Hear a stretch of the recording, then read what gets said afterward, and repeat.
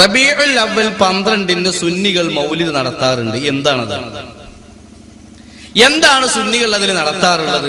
മദ്ഹ് പറയാ, അല്ലേ? അള്ളാഹുവിന്റെ റസൂല് മദ്ഹ് പറയാൻ നിർദ്ദേശിച്ച ഒരുപാട് ഹദീസുകളുണ്ട്.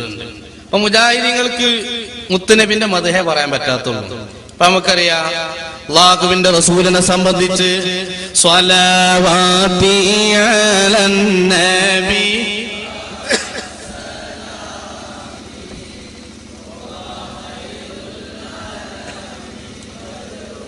മുത്തുനബിനെ സംബന്ധിച്ച് ബദ്റു തമാം എന്ന് പറഞ്ഞാൽ അത് ശിർക്ക്. ലിശിദ്ദതി ഹുസ്നികിം യബ്കിൽ അനാമോ വശൈഖു മുഹമ്മദുൻ ബദ്റു തമാമോ. എടവണ്ണ ചേക്ക് മയമീനെ പറ്റി പറഞ്ഞാൽ അത് ചൊർക്കെ. നേരത്തെ പറഞ്ഞായിരിക്കും ഇത് ചക്കര, മറ്റേതെന്താ കൊപ്പര, കൊപ്പര അല്ലേ? തുതിയും സലവാത്തോ അതിനാൽ തുടങ്ങിടാൻ അരുൾ ചെയ്ത വേദാമ്പ. ഉമർ മൗലവിനെ പറ്റിയോ? കേഴുന്നു കേരള മക്കൾ നീന കോരോ രണ്ടാമനിൽ ദുഃഖം ശ്രമിക്കയാൽ സ്വർലോകം കൈക്കൊള്ളിലാക്കി ജീവിക്കവേ എങ്ങനെയങ്ങോ സമ്പാദിച്ചു ഭൂമിയെ. കേഴുന്നു കേരള മക്കൾ നീനക്കോലു രണ്ടാമനില്ലെന്ന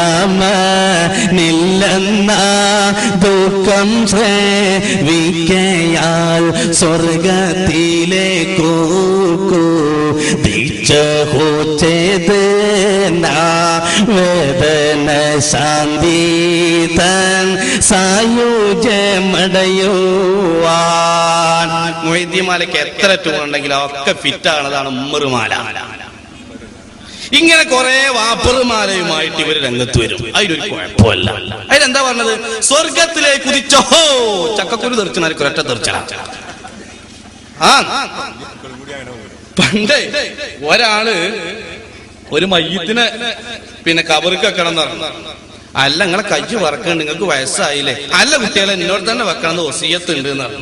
എന്നാ ശരി, കയ്യ് കൊടുത്തതാ. കയ്യ് കൊടുത്തോടുകൂടെ മയ്യത്ത് ഒറ്റ ചാട്ടലാണ്.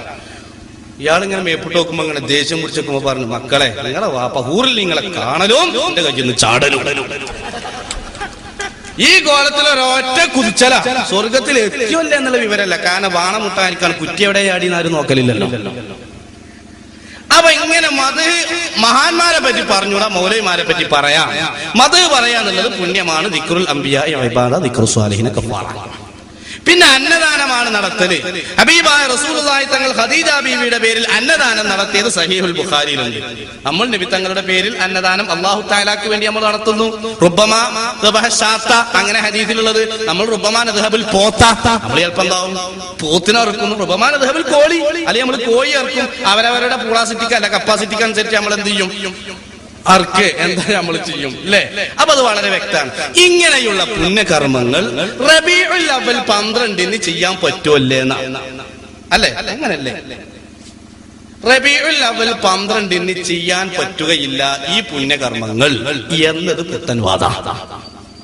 റബീഉൽ അവ്വൽ 12-ന് മദ്ഹ് പറയാൻ പാടില്ല. എല്ലാ സമയത്തും പാടാം. റബീഉൽ അവ്വൽ 12-ന് പാടില്ല. റബീഉൽ അവ്വൽ 12-ന് അന്നദാനം നടത്താൻ പാടില്ല. റബീഉൽ അവ്വൽ 12-ന് ഇതുപോലെയുള്ള സ്വലാത്ത് എല്ലാം പാടില്ല. മജ്‌ലിസ് സംഘടിപ്പിക്കാൻ പാടില്ല എന്നതാണ് പുത്തൻ. എന്തുകൊണ്ട്? ഒരു മുകല്ലഫായ മനുഷ്യന്റെ ഇബാദത്ത് രണ്ട് വിധമാണ്. ഒന്ന് മുഖയ്യദായ ഇബാദത്ത്, ഉപാധിയായ ഇബാദത്ത്. രണ്ട് മുത്ലഖായ ഇബാദത്ത്, ഉപാധിരഹിതമായ ഇബാദത്ത്. ഇപ്പൊ സ്വലാത്ത് ചൊല്ലുക, ഖുർആൻ ഓതുക, ഇൽമു പറയാം, അതൊക്കെ എന്താണ്? ഉപാധിരഹിതമായ ഇബാദത്താണ്. ഉപാധിയോടുകൂടുള്ള ഇബാദത്താണ്. ളുഹർ 4 നിസ്കരിക്കാൻ പാടുള്ളൂ, 5ാമത്തെ റക്അത്ത് പാടില്ല. പെരുന്നാക്ക് വാങ്ങുകൊടുക്കാൻ പാടില്ല. മയ്യിത്ത് നിസ്കാരത്തിന് വാങ്ങില്ല. അതൊക്കെ നിശ്ചിതമായ ഷർത്തുകളും രൂപങ്ങളും ഭാവങ്ങളും നിർണയിക്കപ്പെട്ട ഇബാദത്താണ്. എങ്കിൽ ചില ഇബാദത്തുകൾ അങ്ങനെയല്ല, സ്വലാത്തില്ല. ഇൽമു അറിഞ്ഞു കൊടുക്കുക അല്ലെ. ഇപ്പൊ ക്ലാസ് എടുക്കലുണ്ട്, സ്ഥാപനം ഉണ്ടാക്കലുണ്ട്, പലതും നടത്തുന്നുണ്ട്. അത്തരം ഇബാദത്തുകൾക്ക് പ്രത്യേകമായ വർഷമോ മാസമോ സമയമോ തെരഞ്ഞെടുക്കുന്നതിന് കുഴപ്പം ഇല്ല. ബഹുമാനപ്പെട്ട അബ്ദുല്ലാഹ് ബിൻ അംർ റളിയല്ലാഹു അൻഹു, അബ്ദുല്ലാഹ് ബിൻ ഉമർ റളിയല്ലാഹു അൻഹു ഇൽമു പറഞ്ഞു കൊടുക്കാൻ വ്യാഴാഴ്ച തെരഞ്ഞെടുത്തിരുന്നു. നിങ്ങൾ വ്യാഴാഴ്ച ഈ ക്ലാസ് എടുക്കണം എന്ന വല്ല ഹദീസിലുണ്ടോ? ഇല്ല.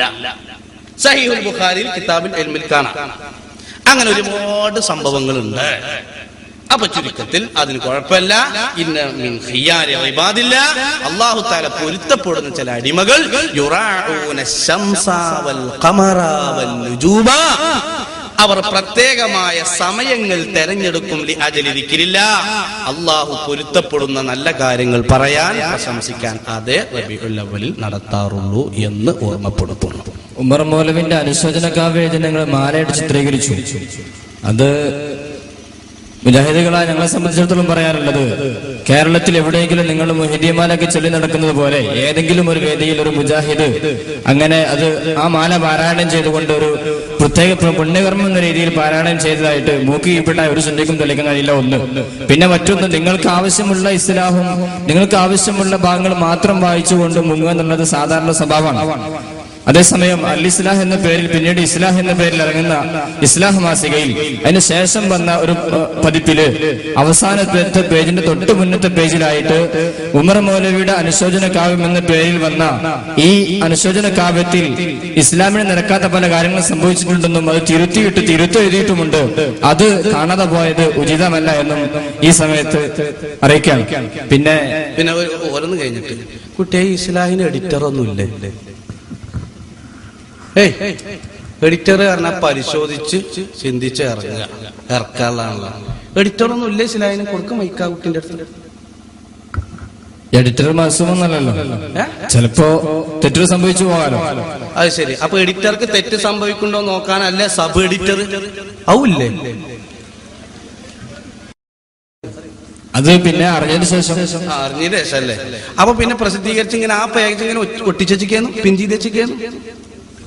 സുന്നികൾ വിമർശിച്ചപ്പോ പണ്ട് ബഹുമാനപ്പെട്ട ഉസ്മാൻ ബിൻ അഫ്ഫാൻ റളിയല്ലാഹു അൻഹുവിന്റെ വഫാത്തായ റസൂലുള്ളാഹി സ്വല്ലല്ലാഹു അലൈഹി വസല്ലമ തങ്ങൾ അല്ലാഹുവിന്റെ റസൂൽ വെള്ളം കൊടുത്തു എന്ന സംഭവം അങ്ങ് എഴുതിയപ്പോ തിരൂരങ്ങാടി മുഖാമുഖത്തിൽ വെച്ച് അലവി സഖാഫി, കൊളത്തൂരും മാളിയക്കൽ സഖാഫിയെ പോലെയുള്ള ആളുകൾ അന്ന് മുതൽ സ്റ്റേജാന്തരം പേജാന്തരം വിമർശിച്ചപ്പോ 4 കൊല്ലം കഴിഞ്ഞിട്ടാണ് അവൻ തിരുത്തിയത്. മനസ്സിലായില്ലേ? അല്ലെങ്കിൽ 25 പിരിച്ചിടേണ്ടി വരും തോന്നി അല്ലേ? ഇതേപോലെയാണ് ഓരോ തിരുത്തലുകളും. അപ്പൊ പിന്നെ അത് മാലായിട്ട് ഞങ്ങൾ കൊണ്ടെടുക്കാറുണ്ടോ? പിന്നെ എന്തിനാ ഇസ്ലാഹ് മാസിക? ഒരു കാര്യം പറഞ്ഞുതരാം, നിങ്ങൾ തിരുത്തിയാലും ശരി തിരുത്തിയിട്ടില്ലെങ്കിലും ശരി, ഇൻഷാ അല്ലാഹ് തിരുത്തിയാലും ശരി തിരുത്തിയിട്ടില്ലെങ്കിലും ശരി, ഇൻഷാ അല്ലാഹ് അത് ഖിയാമത്ത് നാൾ വരെ ഞങ്ങൾ പാടും. ഞങ്ങൾക്ക് എഴുതി ഇവിടെ ഉടുപ്പില്ലെങ്കിൽ ഞങ്ങൾക്ക് പാടാനും ഉടുപ്പില്ല എന്ന് അതിനെ സംബന്ധിച്ച് പറയാനുള്ളൂ. പിന്നെ അത് തിരുത്തിയായിരുന്നു, എന്നാ ഇനി തിരുത്താണ്ട് എന്നാ തിരുത്തൂടി ഓരോന്ന് വൈക്കോയി തിരുത്തി. ഇത് KM മൗലവിന്റെ മൗലൂദ. KM മൗലവിയെ സംബന്ധിച്ച് അതുപോലെ ഈ അബൂബക്കർ മൗലവി എന്നുള്ള ആൾ എഴുതിയ മൗലൂദ. ഈ മൗലൂദ് തിരുത്തിയിട്ടില്ല. നേരത്തെ പറഞ്ഞ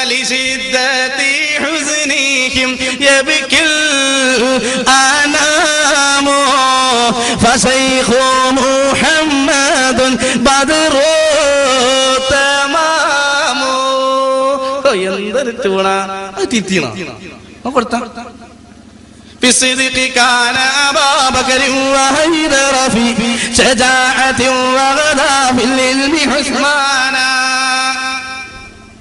തിരുത്തിണോ? അതിലെന്താ ഉള്ളത്? ബഹുമാനപ്പെട്ട സത്യത്തിന്റെ വിഷയത്തിൽ അബൂബക്കർ സിദ്ദീഖ് റളിയല്ലാഹു പോലെയാണ്. ഇതെന്താ തറാവി 20 അംഗീകരിക്കാത്ത?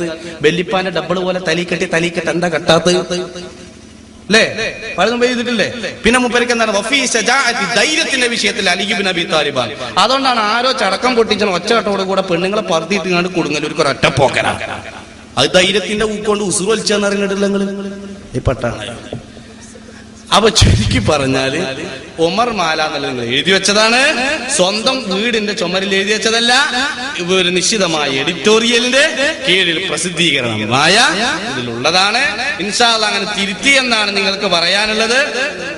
കണ്ടോ ഉമർ മൗലവിയെ സംബന്ധിച്ച് അസ്ലം തലിർറഹിമാനി മിസ്ല ഖലീലിഹി ലിതകൂന ഫീനാ ഉമ്മതൽ അഹ്റാരി അഗ്നൈതനി വക മിൻ മുതാബഅതിസ് സുറാ മറം ബിലൈലിൽ റാകിബം ബിനഹാരി.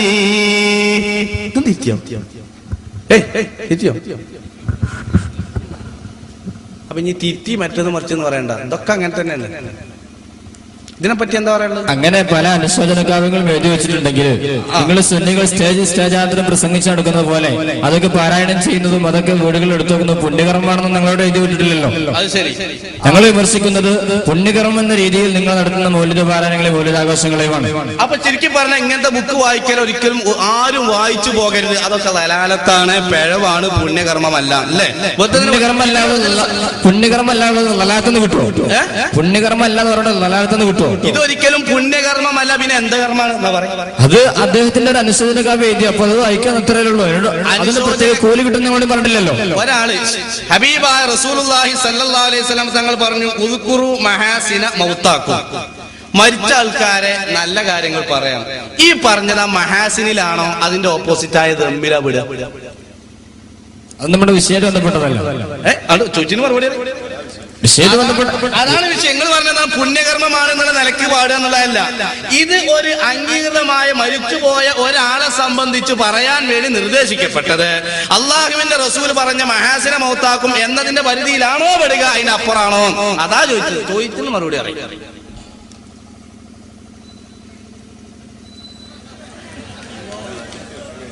എന്താ പഴഞ്ചക്കെ പരേതനായ ഉമർ മൗലവിനെ കുറിച്ച് നിങ്ങളൊന്നും പറയണ്ട. കാരണം നിങ്ങൾ മുയ്യദ്ദിമാന പാടും പോലെ ബദർമാന പാടും പോലെ ഞങ്ങൾ പാടും ഉമർ മൗലവിന്റെ മൗലൂദ് എല്ലാ വീട്ടിലും ഞങ്ങൾ പാടിയെടുക്കണമെന്നില്ല. അപ്പോ നിങ്ങൾ എല്ലാവരും വായിക്കുകയും പ്രചരിപ്പിക്കുകയും ചെയ്യാം.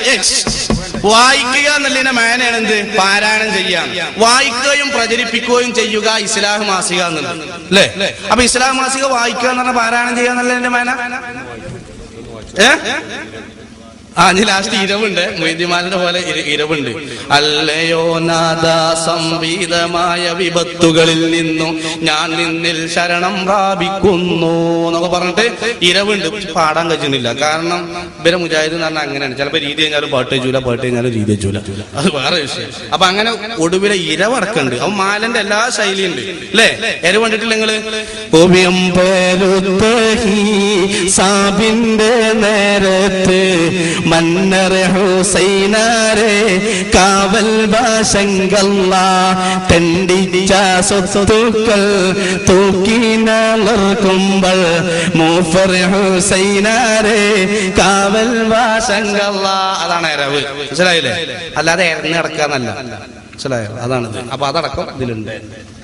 അപ്പൊ ഇനി പാരായണം ചെയ്യലില്ല എന്ന് പറയരുത്. പാരായണം ചെയ്യാൻ വേണ്ടി ഇസ്ലാഹ് നിർദ്ദേശിച്ചിട്ടുണ്ട്.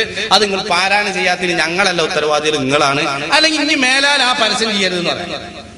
മേലാൽ വായിക്കുക, പ്രചരിപ്പിക്കുക, വരിക്കാരാവുക എന്നൊക്കെ ഉണ്ടല്ലോ. വരിക്കാരാകുക എന്ന് പറഞ്ഞാൽ വരിയായി നിൽക്കുക എന്നല്ല ഇതിന്റെ മേല. പിന്നെന്താ ഇത്? അത് വായിക്കുന്ന പ്രചാരകരായിട്ട് അതൊക്കെ വാങ്ങുകയും ഉപയോഗപ്പെടുത്തുകയും ചെയ്യുക. അത് കടല പുതിയാനല്ലല്ലോ. അതിനാ അപ്പൊ അങ്ങനെയൊന്നും അല്ല. നിങ്ങൾ ഈ മമ്പ്രതങ്ങള് അതുപോലെ തന്നെ മടവൂർ ഷേഖ് ഇതുപോലെ ആളുകൾക്ക് മൗലൂദ് ഇതൊക്കെ ഓതാറുണ്ട് ഞങ്ങള്.